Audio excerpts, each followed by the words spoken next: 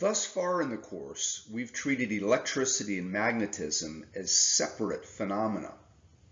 In this unit, we finally discussed the link between these historically separate fields so that we can speak more accurately of the combined phenomenon known as electromagnetism.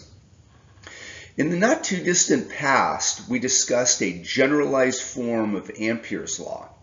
We found that not only are magnetic fields created by moving electric charges, but that they can also be created by changing electric fields.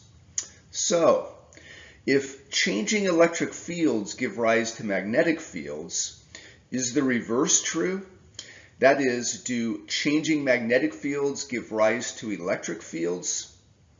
If there is sufficient symmetry within our universe, the answer would be yes. So let's find out if the symmetry in our universe is indeed true.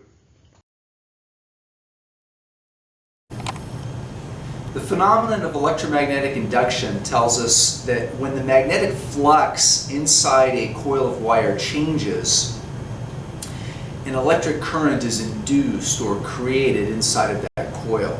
So I'm going to try to show that phenomenon to you with a solenoid, which is nothing more than a fancy name for a coil of wire.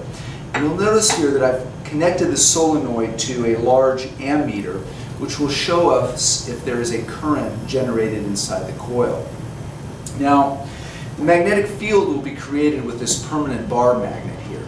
And you'll notice that if I hold the bar magnet relative to the coil, some of the magnetic field lines surrounding the bar magnet penetrate the coil. But right now you'll notice that there's no current being induced inside of the coil because the magnetic flux is not changing. So the key word here is change.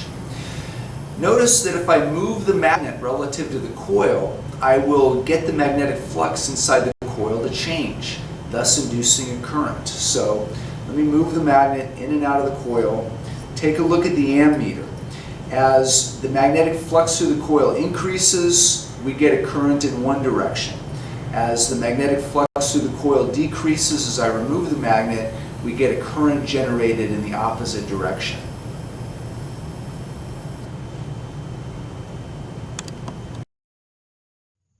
Let's review what we just saw demonstrated for us in that video clip, starting with what happens when the magnet moves into the coil.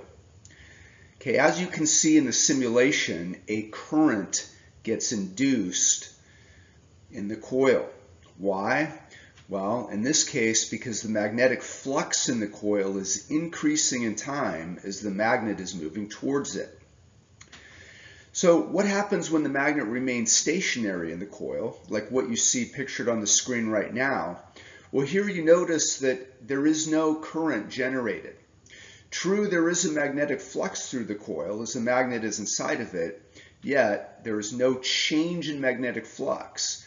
So you see here, folks, the key word is change. It's not enough to have a magnetic flux. Somehow that magnetic flux must change in time in order to induce a current. And lastly, what happens when the magnet moves out of the coil? Okay, well, in that case, we see that a current gets generated in the opposite direction. Why? Well, because in this case, the magnetic flux decreases in time. So we see that in one case, an increasing magnetic flux creates a current in one direction, while a decreasing magnetic flux creates a current in the opposite direction. So, in conclusion, okay, when we ask the question, does the existence of a magnetic field or magnetic flux induce a current? No. Okay, it's not the magnetic field or magnetic flux that counts.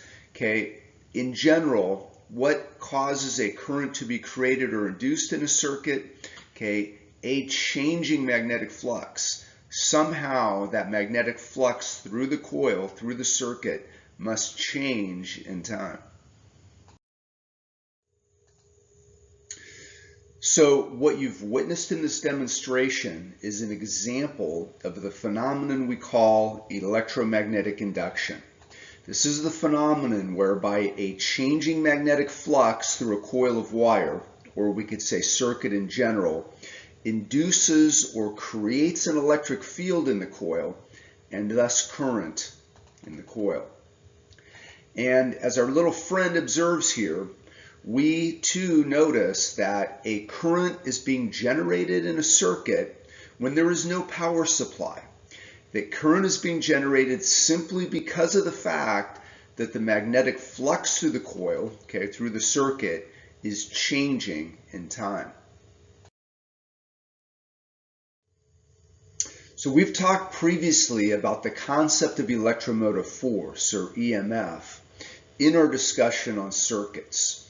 And while an induced EMF is quite similar to traditional sources of EMF, like batteries, power supplies, or generators, there is an important difference, which we'll address in this slide.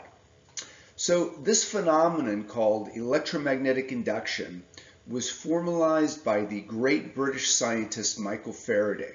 So it's often referred to as Faraday's law of induction. So let's start by looking at this concept of induced electromotive force, the idea that a changing magnetic flux can induce or create an EMF to drive a current.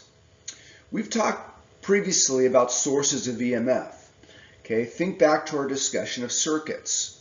While an induced EMF is quite similar in nature to traditional sources of EMF like batteries, power supplies, and generators, there is an important difference. What might that be? What motivated Michael Faraday to invent this concept in the first place? Well, he believed that if a traditional current in a circuit is caused by a traditional source of EMF, like a battery, power supply, or generator, then an induced current in a circuit should be caused by an induced EMF. So, when we compare traditional sources of EMF to induced sources of EMF, we see that traditional sources of electromotive force, like batteries, power supplies, or generators, are localized in a circuit. They actually exist at a certain point in the circuit. While induced EMFs are not localized at any one point in a circuit. They're actually spread throughout the entire conducting medium in the circuit. They essentially exist everywhere in the circuit, causing all electric charges to move in response to the induced electric field that gets created. And to intentionally repeat myself here in order to beat this concept into your head, induced EMFs and thus currents, are caused when the magnetic flux through the circuit changes in time.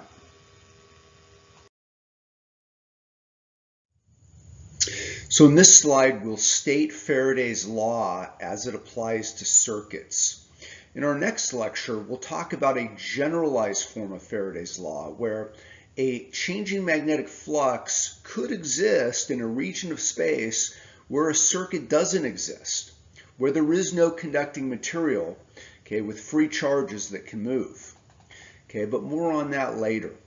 So let's start by giving a qualitative statement of Faraday's law of induction, as it applies to the case for circuits. So Faraday's law informs us that an induced electromotive force, an induced EMF in a circuit, is directly proportional to the time rate of change of magnetic flux through any surface bounded by the circuit. When the magnetic flux through a circuit changes in time, an EMF and thus current, are induced in the circuit. So, as you might expect, Faraday's law can be stated quantitatively as well, which will allow us to figure out the magnitude of the EMF induced, and or the amount of current that gets generated in the circuit by this induced EMF. So we'll start here with the general expression of Faraday's law, and then state a specific expression as it applies to a solenoid. So the general expression as it applies to a circuit in general can be stated as follows. Okay, what we see here is that the electromotive force, symbolized here with a capital script E, is equal to the opposite of the time rate of change of the magnetic flux through the circuit. Now, that little negative sign in Faraday's law, believe it or not, is really quite important, and we'll talk quite a bit about it in our next lecture. We even have a name for it, okay, something that we refer to as Lenz's law. Okay, but more on that later. Okay, but for now, you should see that there really are no new concepts here, okay, right? We've already talked about the concept of magnetic flux previously as being the surface integral of the dot product of the magnetic field in this infinitesimal surface element dA. Okay, and here we're simply taking the time rate of change of that surface integral. Okay, we're saying that the induced EMF is directly proportional to the rate at which the magnetic flux changes in time. Okay, when we talk about a circuit that consists of a coil of N turns, really a solenoid, then we can specifically state Faraday's law as follows.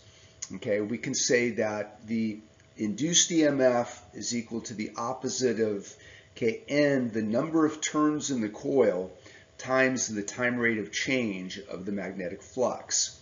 Not only is the size of the EMF linearly proportional to the rate at which the magnetic flux changes, it's also linearly proportional to the number of turns in the coil or solenoid. So some things to note here, okay, about this quantitative statement of Faraday's law. First of all, okay, it's the change that counts. As I've said previously more than once today, it's not magnetic fields nor magnetic flux that causes an EMF to be induced in a circuit. Okay, it's only changes in magnetic flux, okay, that can cause an electromotive force to be induced. So I like to use an analogy here that you learned long ago in your mechanics course. Okay, the idea that motion or velocity has nothing to do with acceleration. Okay, it's not motion that determines whether an object accelerates. It's only changes in motion that counts. Okay, and that's why we say that acceleration doesn't measure motion. It's really a measure of changes in motion. In a similar way, okay, magnetic flux does not cause current. Only changes in magnetic flux can do that. All right, so the rest of today's lesson focuses on applying Faraday's law, both qualitatively and quantitatively, to see how currents can be induced or created in circuits. So we know that in order for current to be induced in a circuit, somehow the magnetic flux through the circuit must change in time. So let's start by taking a look at an expression for changing magnetic flux. And here we see it. Okay, here we see all the factors, okay, that would allow the magnetic flux through the circuit to change in time. It turns out there's really three different ways or methods of accomplishing this. So let's take a look. And let's not forget what magnetic flux really is. Okay, magnetic flux is a measure of the number of magnetic field lines, the amount of magnetic field that penetrates the circuit. So one way to change the magnetic flux through the circuit, okay, in time, would be by changing the magnitude of the magnetic field, okay, through the circuit in time. Really changing the amount of field penetrating the circuit in time. So this is what I'm showing you here demonstrated in this animated GIF. Okay, exactly what I demonstrated for you in real time at the beginning of today's presentation.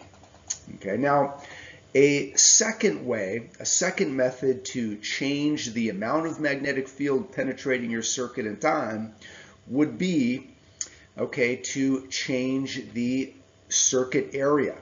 And you can see here in the expression, okay, that you know, ddt, if we could somehow change the area of the circuit in time, that would be another way to cause the magnetic flux to change in time. I don't have an animation, a simulation to show you here, but we will take a look at a nice demonstration of this later, okay, in an upcoming slide.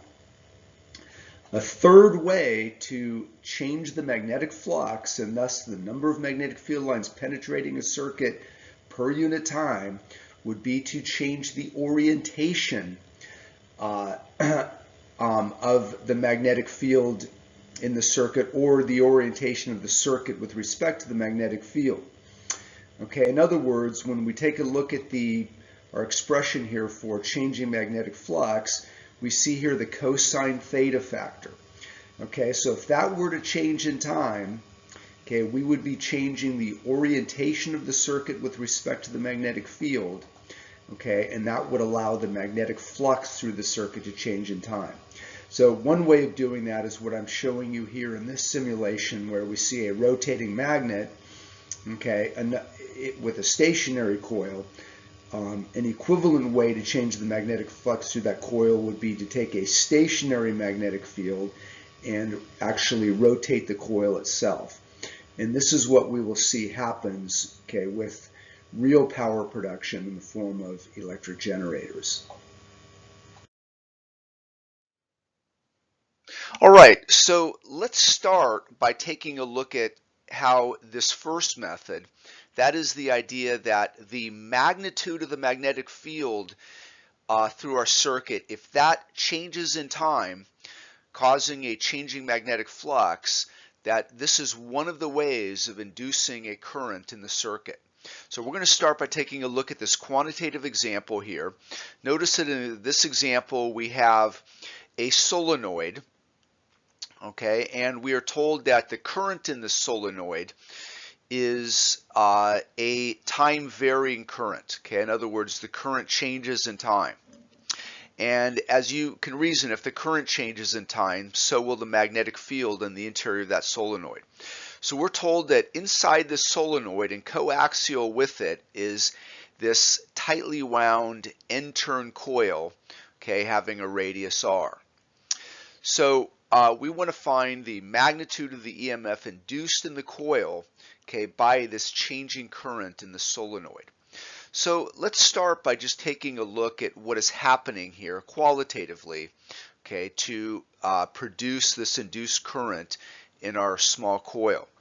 So because the coil exists inside of the long solenoid, okay, this small coil lies within the magnetic field, okay, that is produced by the current I in that solenoid. So since that current in the solenoid is changing in time, okay, creating a magnetic field in the interior of the solenoid that also changes with time, okay, we can reason that the magnetic flux inside the solenoid will change in time, and therefore, okay, our small coil will have a changing magnetic flux. So the magnetic field for the solenoid, remember we derived this expression previously in our lecture on Ampere's law, looks like this, okay, mu naught times the number of turns per unit length times I. We will plug in our time varying current for I. Okay, and then in order to apply Faraday's law, we have to get an expression for the magnetic flux through our circuit. So starting with our expression for magnetic flux here, okay, we see that the cosine theta term is really the cosine of 0. Okay, and let's take a look at what Bongo has to say here. Okay, he says, note that, okay, the direction of the magnetic field is in the direction of the solenoid axis. okay, and that the way we define this infinitesimal area vector dA, okay, which is perpendicular to, okay, the plane of our surface here, okay, we notice that the magnetic field and that area vector dA are parallel to each other, in which case, okay, we're talking about taking the cosine of 0. Now, you'll notice here something else, that while the magnetic field is, while it changes in time, okay, the magnetic field over, okay, the surface area of our circuit, okay, the magnetic field at any point on this circuit, okay, is constant. Okay, so you have to distinguish here between the magnetic field being constant in space, that is over our surface, versus the magnetic field being constant in time. Okay, and when we evaluate the surface integral, we are justified in taking, okay, our magnetic field outside of the integral if that magnetic field is constant over the entire surface. So like I say here, this is kind of an important concept to see the difference between a magnetic field being constant in space, that is being constant at every single point on our surface, okay, for a given time, versus the magnetic field being constant in time. So we see here that because the magnetic field is constant over our surface at any given point in time, we're justified in taking it out of the integral.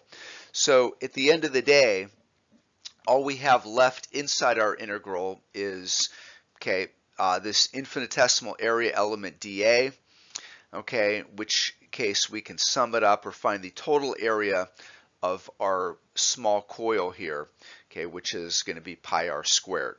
So there is an expression for the magnetic flux, okay, and if we now apply Faraday's law specifically to the case of a circuit consisting of n coils, n turns, okay, we need to evaluate the time rate of change of the magnetic flux. Okay, so we've got to crunch the derivative here, and we find out that when we differentiate, okay, our expression for magnetic flux in time, this is the result that we end up with. Okay, so here is our expression for the EMF, which is induced in that small coil, okay, because the magnetic field changes in magnitude, okay, in time.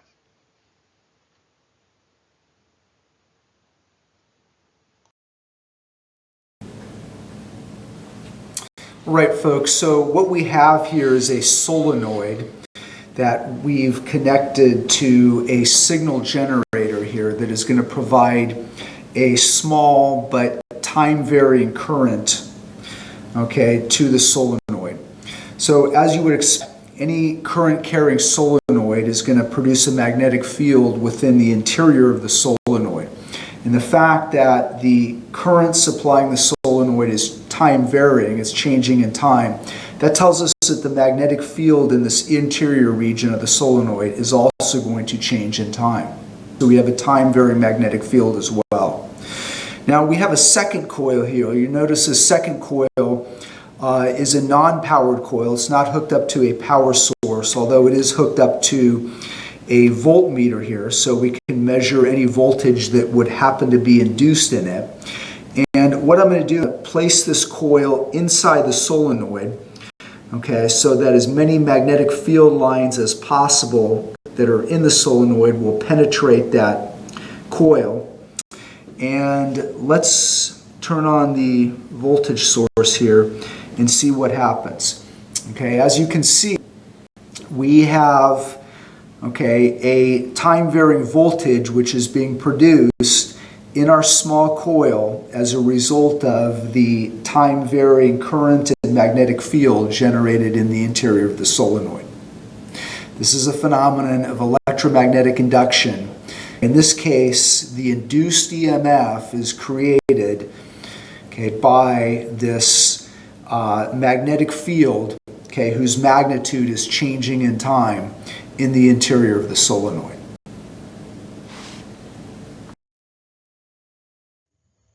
We'll now take a look at some qualitative applications of Faraday's law to see how a magnetic field whose magnitude changes in time can create or induce currents in a circuit. So this first example, demonstration really, that we'll look at is a more dramatic, easier to see case of the previous problem and demonstration, okay, in the last two slides, where we witnessed a changing magnetic field in a solenoid ultimately produce a changing magnetic flux through a secondary coil positioned inside of the solenoid. While the magnetic field did not change in direction, its magnitude changed in time as a result of the alternating current driving it, and this then caused a current to be induced in the secondary coil. So in this demonstration, you will similarly see how a time-varying magnetic field can induce a current within a secondary coil that will, in this case, light a small light bulb. So let's take a look. Electromagnetic induction is the phenomenon whereby a changing magnetic flux through a coil can induce a current in the coil. Now, one of the ways of creating that changing magnetic flux is by letting a magnetic field penetrate the coil that itself changes in time. If the magnetic field changes in time, then the magnetic flux changes in time. So what I'm going to show you here, if you take a look, I've got a small coil of wire which is connected to this light bulb here. And it's quite tiny, but you'll notice that the interior of the coil is a hole. And we're going to use this electromagnet over here, which is connected to an alternating current or AC power source, create a magnetic field. Now, because this is connected to an AC power source, and that means the current is continuously changing, it's changing 60 times a second since we have 60 hertz current, that's going to cause the magnetic field in this electromagnet to also change 60 times every second.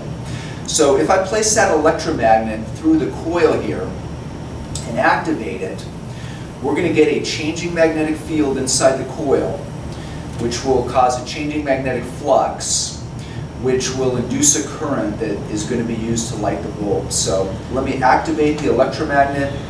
Let's see that bulb light. Electromagnetic induction caused by a changing magnetic field.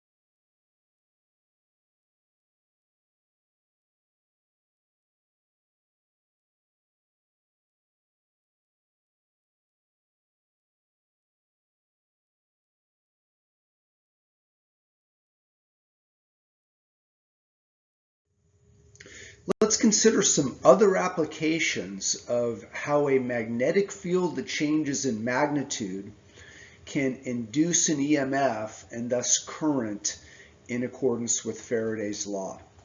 Okay, starting with the example of the shake flashlight.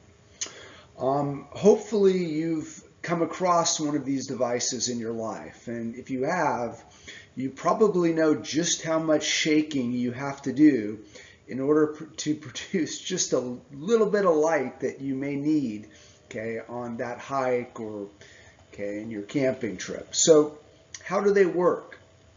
Well, as you can see in the schematic diagram on the right portion of your screen here, when you shake the flashlight, a small magnet, okay, that you see here is allowed to move in and out of a coil of wire. Notice that the coil of wire is connected to the bulb here, forming a complete circuit. Okay, so the shaking action, which allows the magnet to move in and out of the coil, causes a changing magnetic field inside the coil, which then in turn induces a current in the coil. Okay, the rectifier over here that you see, okay, essentially turns the alternating current into a direct current, okay, by allowing the electrons to only flow in one direction. Okay, and it is this DC current that then charges a capacitor, okay, which can be discharged, the capacitor you see here, which can be discharged to convert the electric potential energy of the capacitor into radiant energy or light. So another example, okay, of technology which is quite important in modern bathrooms, kitchens, and even backyards is the ground fault interrupter, okay, commonly known as the GFI, or sometimes called the ground fault circuit interrupter. So as you will notice in the circuit diagram over here, okay, the two wires in the device leading to the outlet where the appliance is plugged in, that these two wires are surrounded by an iron ring here, and that this iron ring, okay, sorry, that a sensing coil here you see is wrapped around that iron ring. So wire 1 in the diagram, the hot or high voltage wire, let's say, okay, leads from the wall to the appliance, and wire 2 that you see in the diagram here, okay, let's say the ground wire, that leads from the appliance back to the wall, thus forming a complete circuit. Okay, remember that a current carrying wire produces a magnetic field around it. Okay, and this magnetic field would exist within the iron ring, okay, and hence penetrate the sensing coil, which, okay, is wrapped around the iron ring. So how does this work?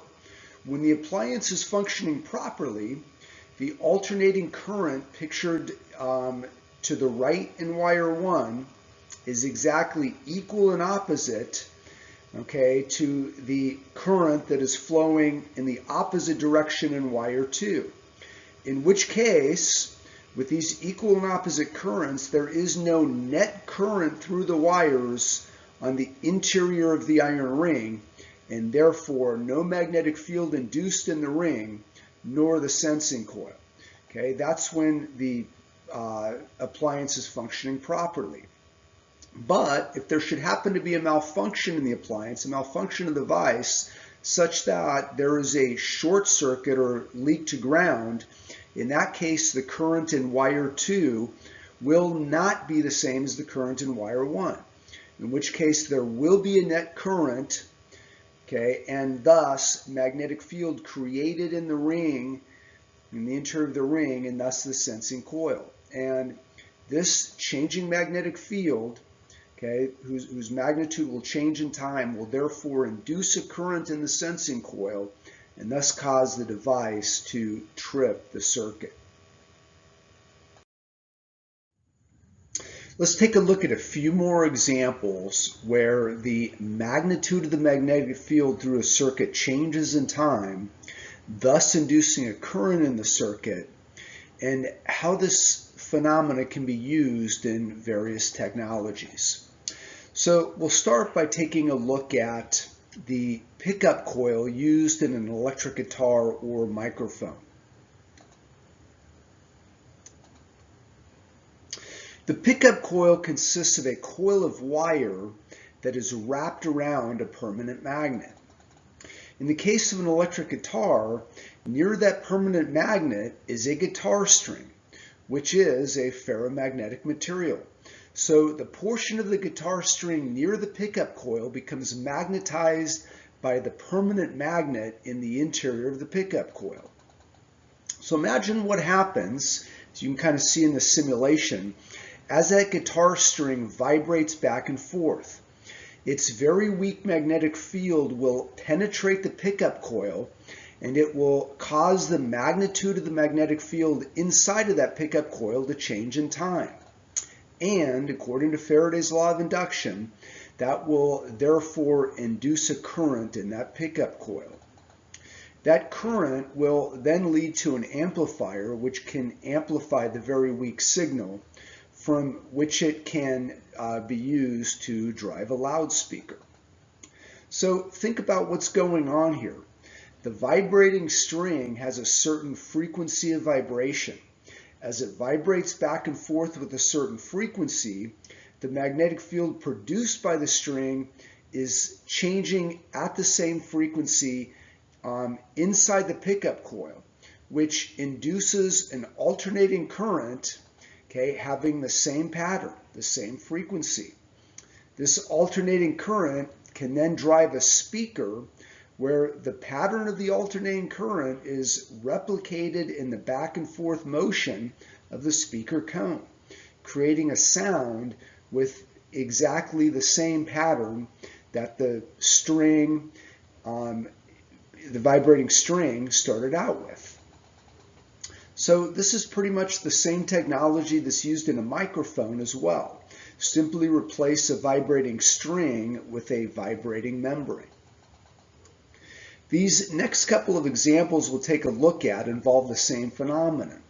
Let's start by taking a look at traffic light activation. Now there are currently many different technologies that achieve this objective, of making traffic lights change colors. One of the older technologies, the technology that we're going to consider here, uses electromagnetic induction. And the way it works, you'll see in the diagram that there are these coils of wire which are actually embedded in the asphalt in the roadway itself, near the light and hopefully underneath your car.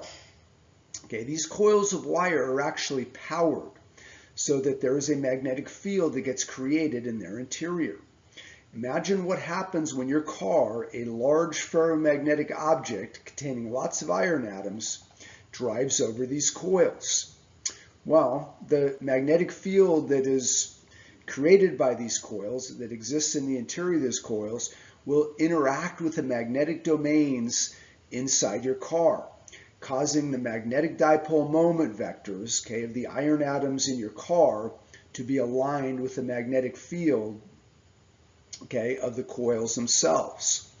When that happens, the alignment of the magnetic domains in an external magnetic field actually increases the overall strength of that magnetic field on the interior of those coils. Remember that this is one of the reasons we said previously why when we create electromagnets, we typically put a soft iron core in the interior of the electromagnet to increase the magnetic field strength.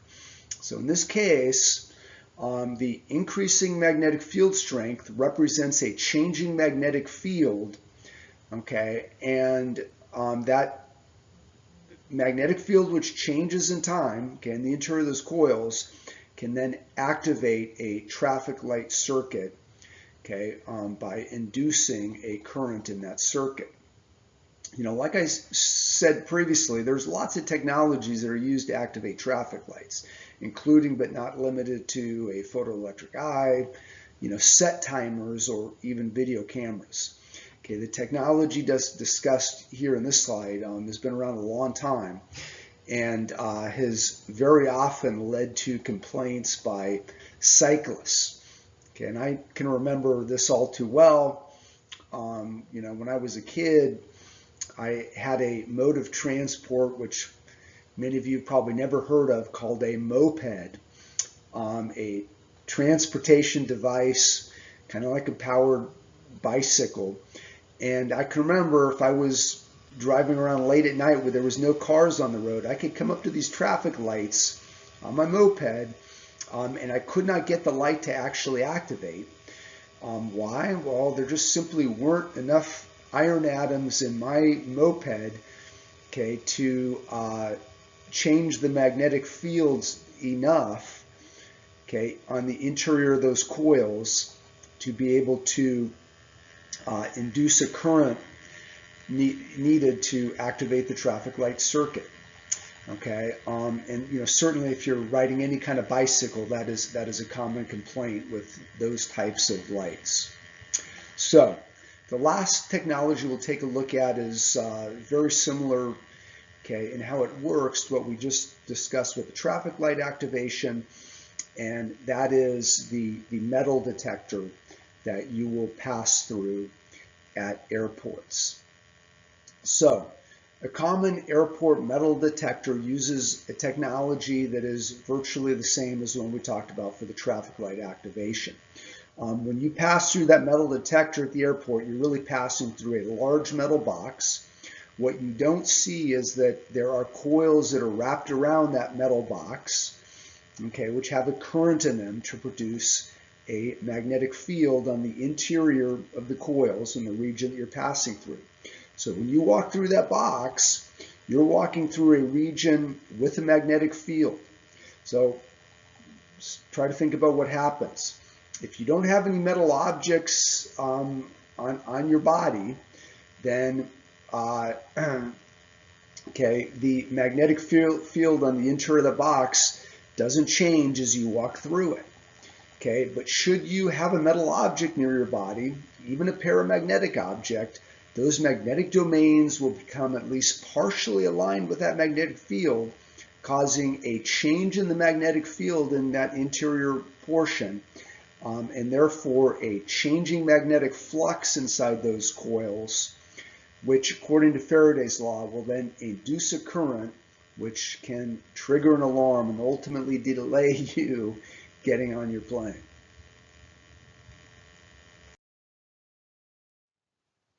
All right, so folks, we've just looked at several examples and applications where a changing magnetic flux through a circuit is caused, okay, because the magnitude of the magnetic field changed in time. We're now going to take a look at a completely different reason, okay, or a way in which the magnetic flux through a circuit can change in time. And that is because the area of the circuit changes in time. So to understand this example here, which is often referred to as motional EMF, we're going to take a look at a quantitative problem, okay, and here it is. Motional EMF refers to the EMF induced in a conductor when the conductor moves through a uniform magnetic field. So we're going to take a look at a simple circuit that consists of two parallel conducting rails, okay, which are a distance L apart and connected on the other end by a resistor having a resistance value R. There is a conducting bar which is allowed to slide on these rails to complete the circuit. Okay, so you'll notice that we have a complete conducting path here, okay, for charge or electrons to flow. Now you'll notice that this bar, we are told, moves to the right with a speed v. And when it does so, you'll notice that the area of our circuit here, okay, changes in time.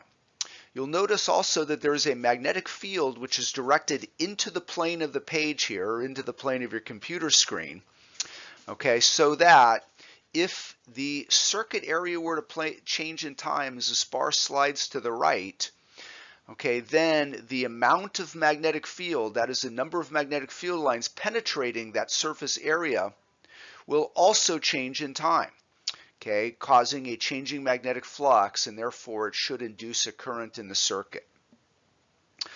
So let's take a look, given the fact that this bar moves to the right with a speed v, what sort of current will end up being induced in this circuit. So here, like I said, we note that the changing magnetic flux and thus the induced current in EMF result in this case from the fact that the area of the circuit changes in time. So let's start by finding an expression for the circuit area at any given point in time. You'll notice here that the circuit area is really just the area of this rectangle. Okay, the distance between the rails is a constant L. Okay, but this side of the rectangle here has a length x at any given time. And you'll notice what changes here is that this positional coordinate x changes, okay, in this case increases as the bar moves to the right. So we start by evaluating the magnetic flux.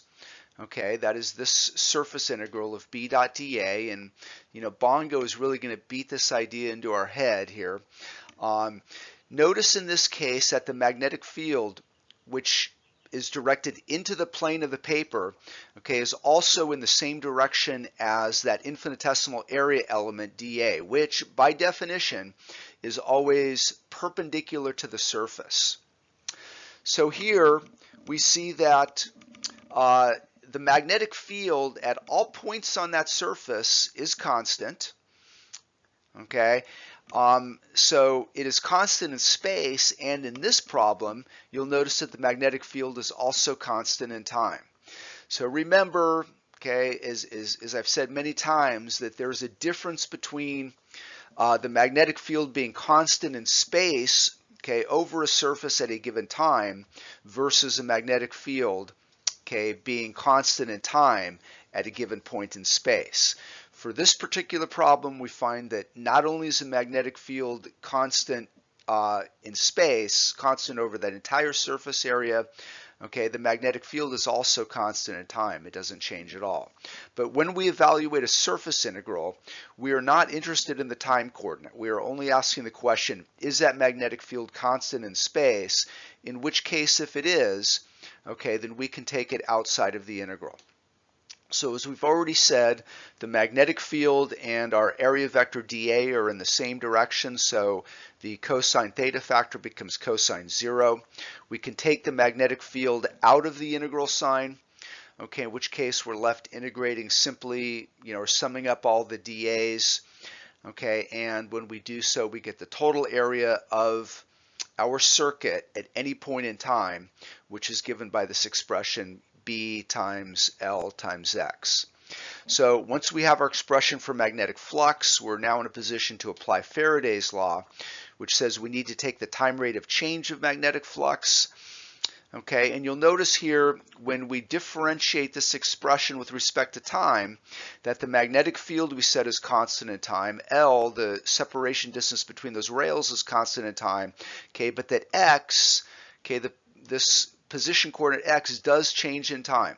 And as you well know, when you find the time rate of change of position, that gives you none other than speed.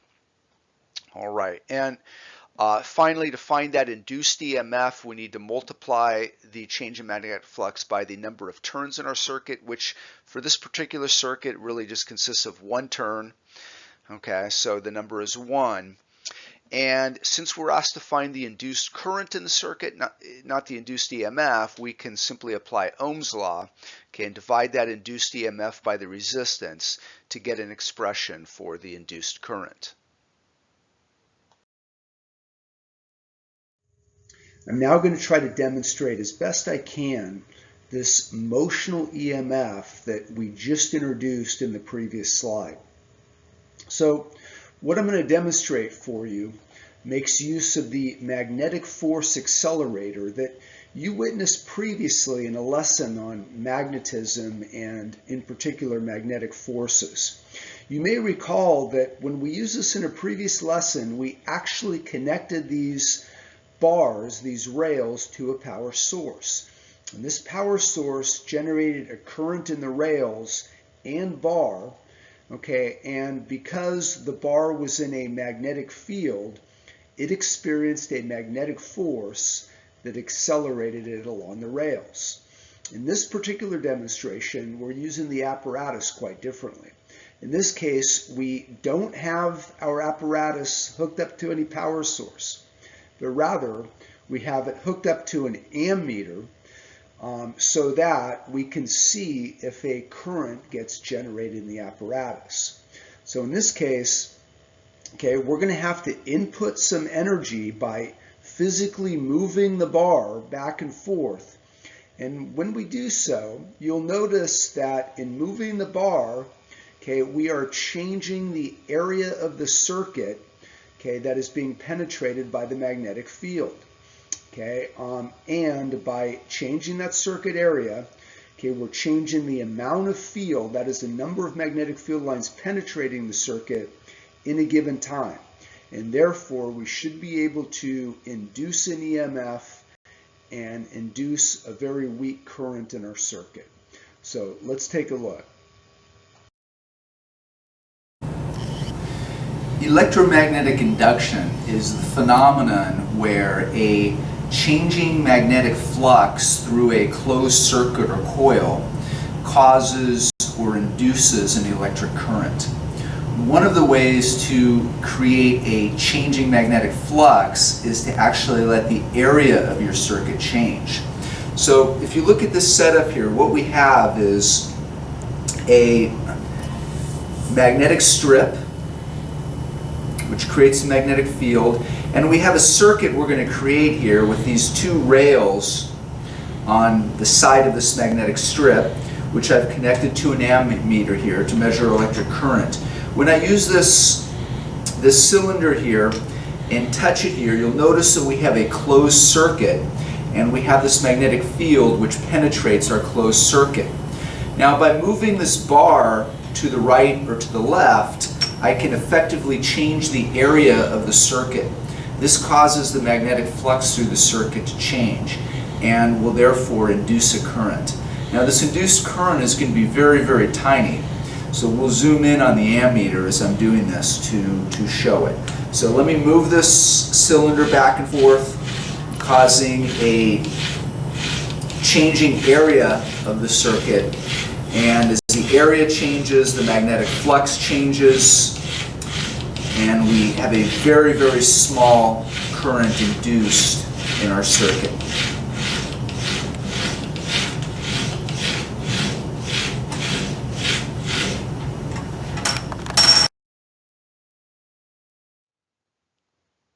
All right, so folks, I want to give you another way to interpret the motional EMF that we talked about in the last slide.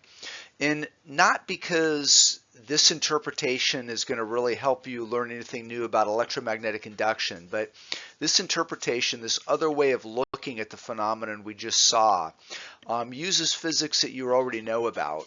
And we can kind of see the connection between what we're talking about now and what we've talked about previously. So let's take a look. So this is pretty much the same problem we observed before, and we're going to do a qualitative treatment of it here. So we're going to consider how about one electron in that bar that is moving to the right with a speed v.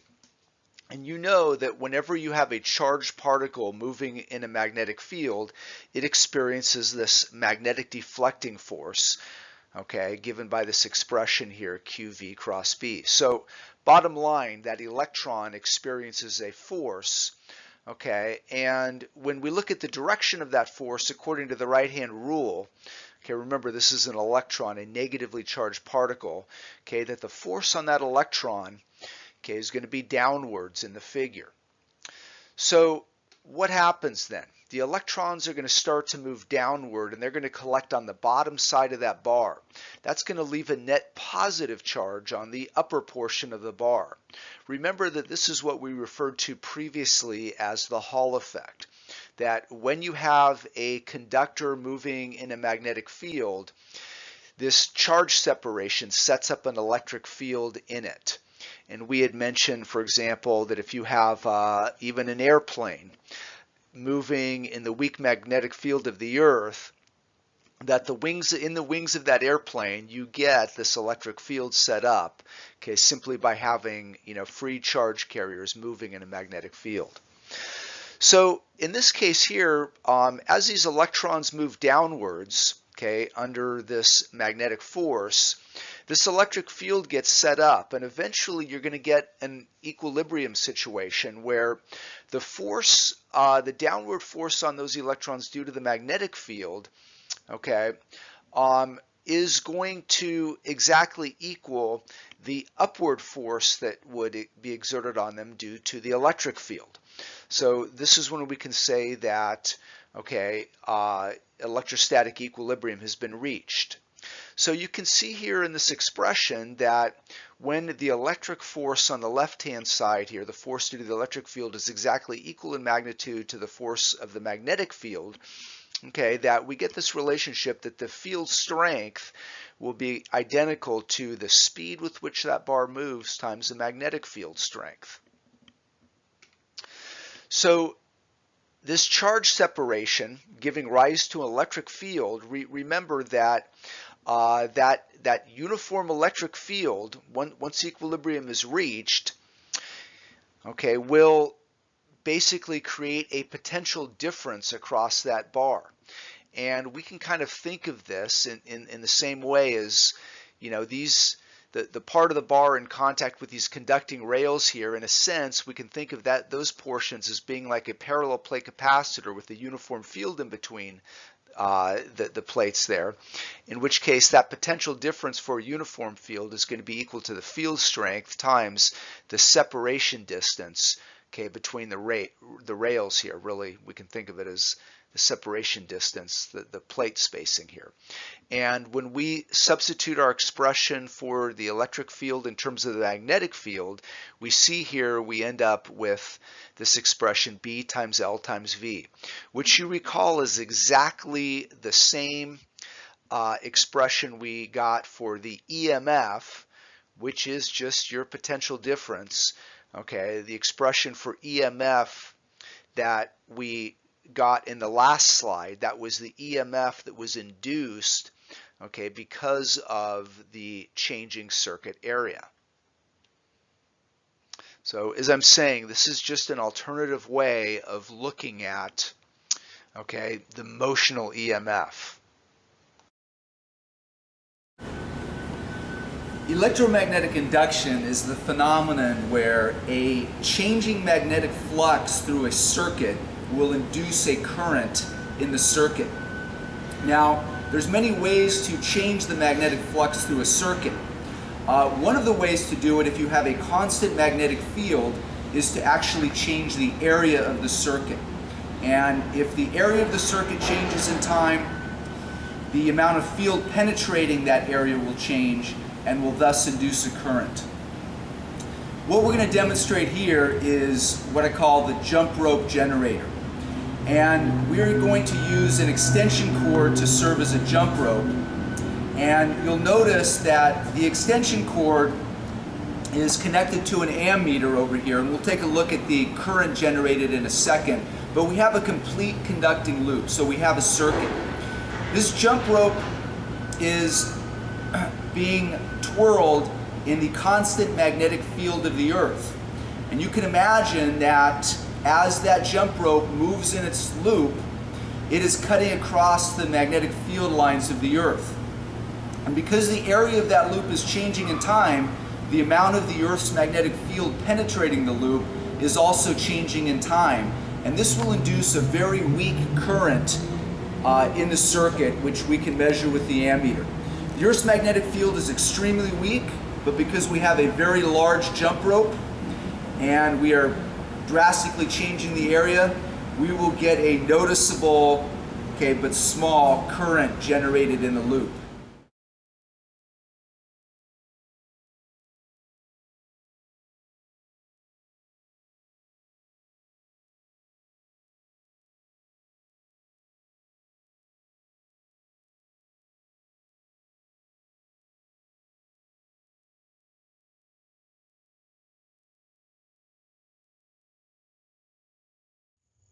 So in this slide, just to follow up to the demonstration of the jump rope generator, so we can see in theory what's actually going on here.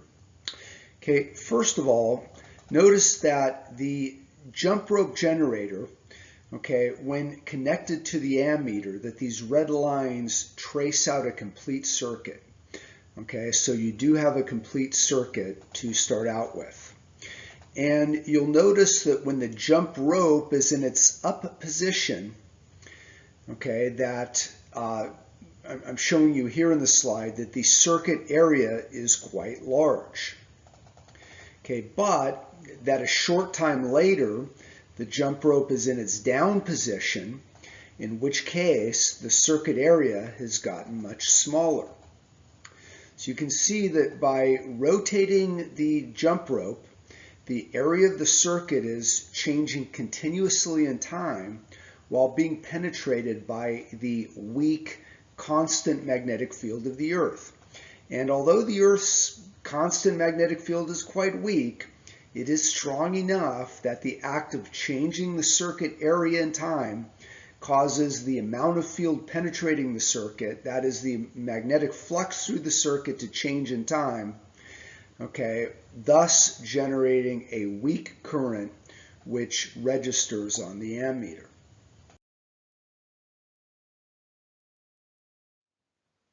All right, so let's pause for a second to see where we've been and where we're going here. So we're talking about different methods of causing the magnetic flux through our circuit to change in time.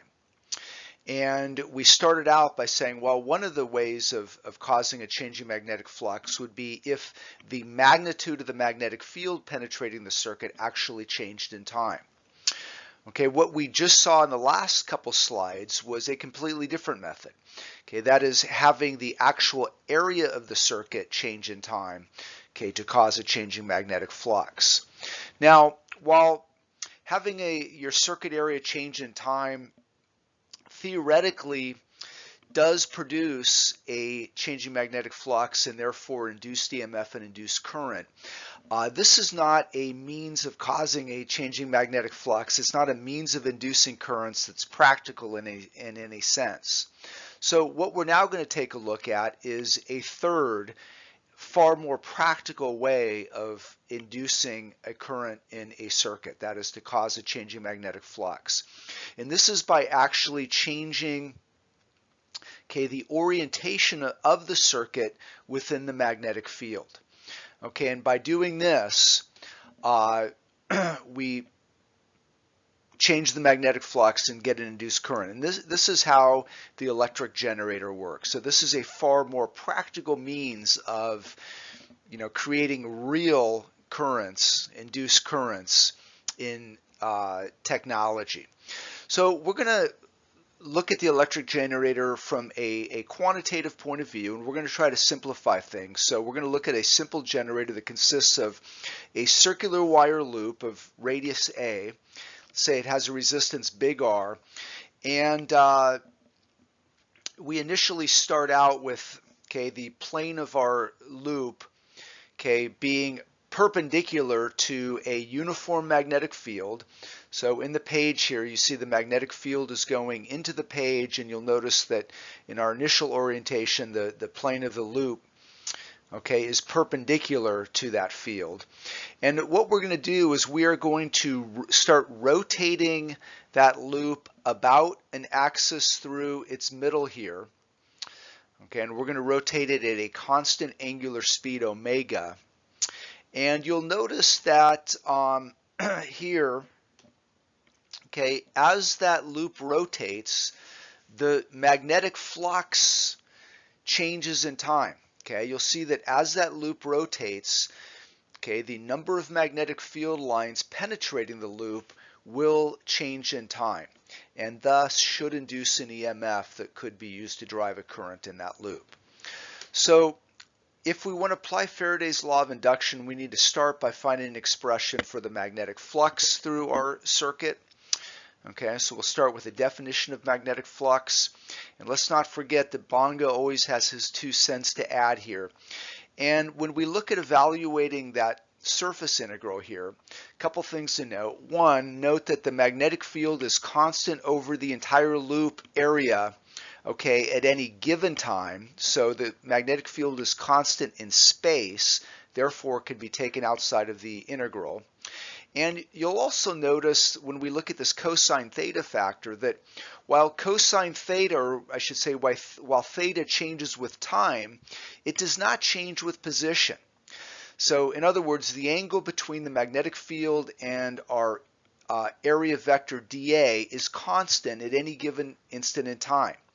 Therefore, both the magnetic field and cosine theta are constant over that surface and can therefore be taken outside of the integral, in which case evaluating the integral is trivial. Okay, we sum up all of those infinitesimal area elements and we just get the total area, which for a circle is pi times the radius a squared. So there's our expression for magnetic flux. Okay, to apply Faraday's law, we need to look at the time rate of change of the magnetic flux. So when we differentiate that expression with respect to time, okay, you'll notice that other than the cosine theta factor, everything else is constant in time. Okay, so here we need to find out how cosine theta changes in time.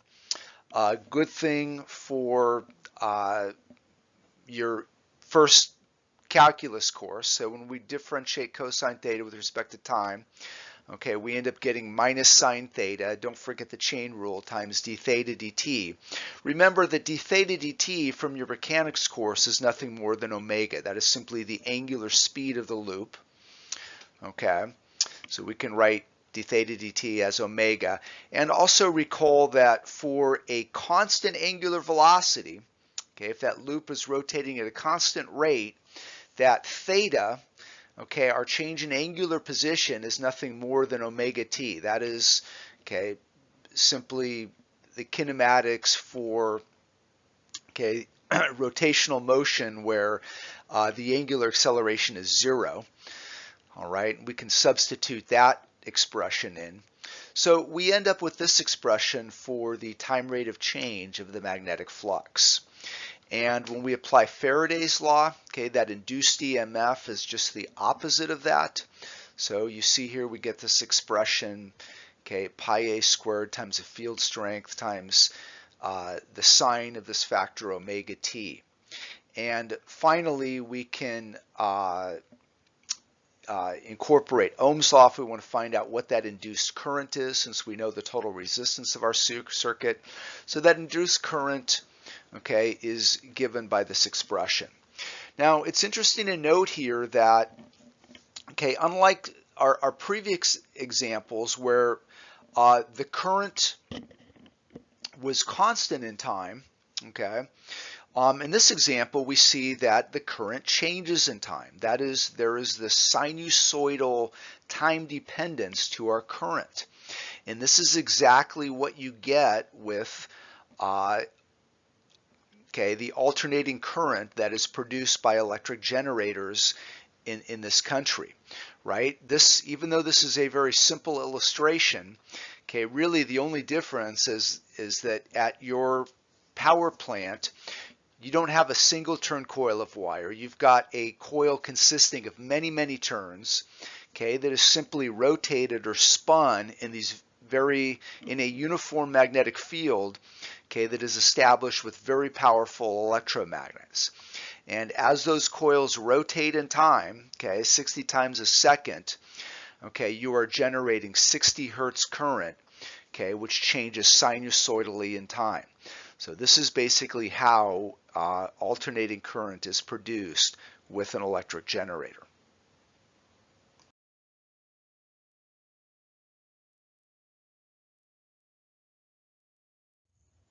So some 50 years after Michael Faraday discovered electromagnetic induction, Nikola Tesla and George Westinghouse put theory into practice by building turbo generators, convincing the world that electrical energy could be generated in sufficient quantities to power entire cities. So as we've said, this third method, certainly the most common method of creating a changing magnetic flux for technological purposes, is to actually change the orientation of the coil or coils with respect to the magnetic field itself. This is usually done very simply by rotating the coil, that is spinning the coil or coils in a fixed magnetic field. This is the fundamental principle behind the operation of an electric generator. So let's consider how a very simple generator works. As you see in this very simple schematic, we have a permanent magnet represented by a north and south pole, and you can see that the magnetic field in between the poles, okay, which is represented by these dashed red lines. Okay, for the real case of turbo generators, okay, the stationary magnetic field is created by electromagnets, not permanent magnets, as I'm showing you here. And in a turbo generator, okay, we don't have a single coil of wire spinning, a single turn of wire. We actually have, okay, large coils with many turns spinning in the fixed magnetic field produced by powerful electromagnets. So anyways, okay, back to our diagram here. You will notice that as the single coil you hear spins, okay, the amount of field penetrating the coil changes in time. Okay, in other words, the magnetic flux through the coil changes in time, thus creating an electric current. So you can imagine that for one half of the coil's rotation, the electrons in the coil get pushed in one direction, okay, while for the other half of the coil's rotation, the electrons in the coil get pushed in the opposite direction. Okay, and this is why we say that generators produce, okay, an alternating current, okay, producing AC. Because for half of the coil's rotation, the electrons are forced one way. For the other half of the coil's rotation, the electrons are forced the other way in the opposite direction. So in the next slide, we'll take a look at a simple generator in real time. Okay, see how it actually works, a generator in action. Electric generators make use of this property of electromagnetic induction. This phenomenon where a changing magnetic flux through a coil causes a current to be induced or created in the coil. Now, what you see here is a model of a simple hand crank generator. What we have here are two Helmholtz coils. These are two coils whose purpose is to create a magnetic field. So all they're going to do, and we've hooked them up to a DC power source here, so these two coils will create a magnetic field in the region between them. What you see here is nothing more than a coil of wire which we can spin or rotate in this magnetic field. Now, as this coil of wire rotates in the magnetic field, the amount of field, that is the flux that penetrates the coil, will change in time. And when that magnetic flux changes in time, we get a current induced in that coil. This ammeter right here will measure this induced current. So let me go ahead and turn the crank, and you'll see that as this coil turns in a uniform magnetic field, the flux through the coil changes in time, therefore inducing a current. This is how the generator works that powers the appliances in your home.